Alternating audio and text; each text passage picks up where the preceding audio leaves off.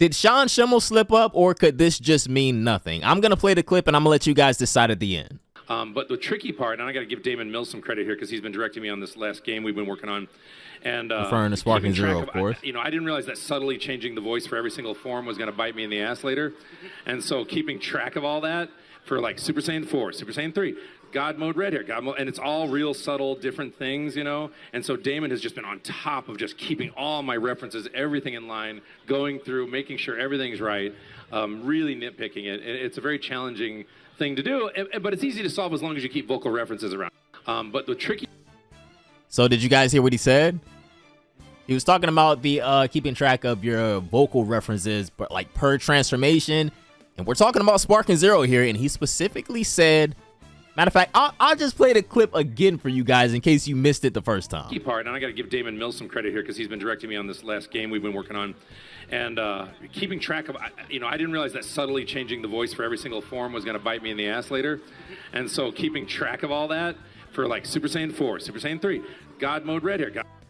Now, I'm going to be honest, it seems like at first glance, it seems like maybe he wasn't supposed to say that because bro, like they all just kind of like looked over at him as soon as he said Super Saiyan 4. When I first saw this, the initial thing that came to my head was, oh, this is probably just like a slip up or something. But then the more I thought about it, I begun to believe that if this can't be a mistake, because this would be like the equivalent to using a bad analogy or a bad example when explaining something to somebody. Like, you meant what you said and you meant how you said it. So I'm kind of starting to be on the same wavelength as everybody else. I mean, like, you said it, bro.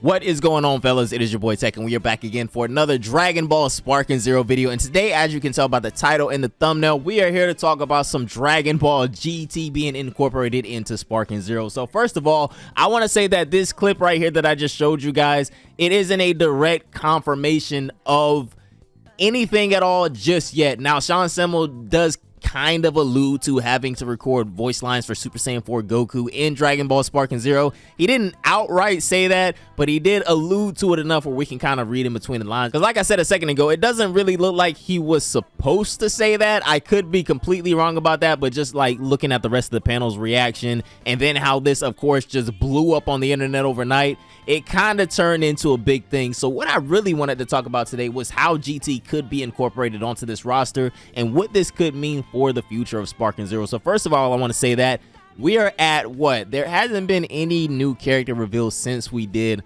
our last update video. So I want to say we're still at what? Give or take 90 characters on the roster so far. So we're over halfway there to that 164. So if we were to really sit here and think about it, what's the best way to incorporate Dragon Ball GT into Sparking Zero? Would it be a DLC pack in the future, or should a couple of the characters be base roster and then the rest come later on? I feel like honestly, I feel like a couple of the GT characters should be base roster, like GT Goku, Trunks, and Pan. That's like a safe bunch to like start GT off in the roster. I wouldn't be mad at that. They would probably do something like have GT Goku go up to Super Saiyan 3 and then Super Saiyan 4 Goku be a totally different character, kind of like it was in a Xenoverse, I'm pretty sure. And we could also potentially end up in a situation, and this could be a good idea too, if we are to potentially get DLC for GT later on down the line. Maybe they don't just dump the whole batch of GT characters on us at one time. Maybe they do it like one arc at a time, or maybe they could potentially do all of the Z fighters in GT and then do all of the villains in GT, and then the same thing for OG Dragon Ball as well. But that's just kind of off the top of my head. They could do potentially any with these releases.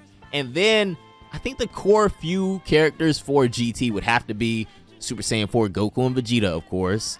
Obviously Super Saiyan 4 Gogeta, and then we would get into our villains. We would have Baby Vegeta in all of his forms, Grade 8 Baby, Super 17. I would personally like to see Hellfighter 17 and Tuffle Baby before he starts, you know, going in and corrupting everybody. But I would like to fight as just regular Tuffle Baby.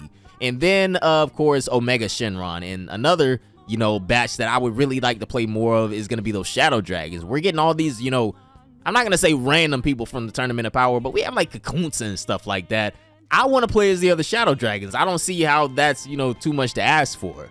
But if we really wanted to get into kind of the niche characters in Dragon Ball GT, maybe somebody like Rildo, that'd probably be pretty cool. And then OG Dragon Ball characters as well. They haven't really said too much about this either. Of course, we know that they would be on the horizon as well, but to not have any confirmation about GT or OG Dragon Ball or the movie characters for that matter, it's kind of feels like we got a lot coming up in these final few months until release. That matter of fact, movies, GT, and OG Dragon Ball could be like the last couple of trailers left, and we are about 3-4 months out. Matter of fact, I don't know, guys. You let me know what you think down below in the comments. Could this possibly be hinting towards Super Saiyan 4 Goku coming soon in the game? Like I keep saying, I feel like it's obvious that all of these characters will end up in the game eventually. Maybe I'm totally wrong, but I just have high hopes for this game, and they've said themselves, the dev team for Sparking Zero has said that they want to support this game for a very long time.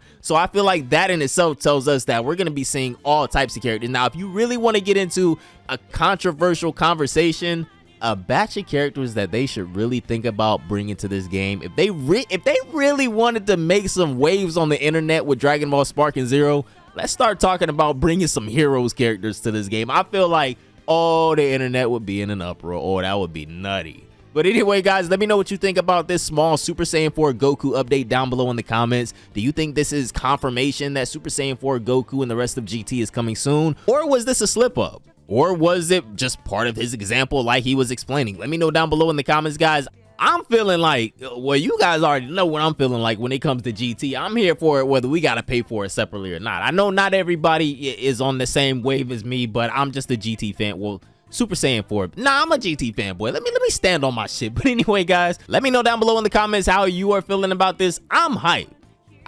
In my heart of hearts, I know I'm going to be playing as Super Saiyan 4 Gogeta again soon, so I'm not too worried. There are a couple of more characters that I do want to see like some gameplay footage of, or at least the character reveal should be coming soon, so there's no reason to be worried. I honestly hope that this means something good for the near future, and maybe next month or the month after we're watching a GT character reveal trailer, but that's all a man could hope for. Shout out to R Creeps and Reginald EXE for providing the Sean Schimmel clip. Guys, be sure you got the pre-orders in for Dragon Ball Sparking Zero, because day one we gonna be on stream and we gonna be throwing them hands. But anyways, have a great day, and I'm gonna see you all in the next one.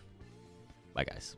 But the tricky part, and I got to give Damon Mills some credit here because he's been directing me on this last game we've been working on, and keeping track of, I didn't realize that subtly changing the voice for every single form was going to bite me in the ass later, and so keeping track of all that for like Super Saiyan 4, Super Saiyan 3, God Mode Red here, God Mode, and it's all real subtle different things, and so Damon has just been on top of just keeping all my references, everything in line, going through, making sure everything's right, really nitpicking it. It's a very challenging thing to do, but it's easy to solve as long as you keep vocal references around.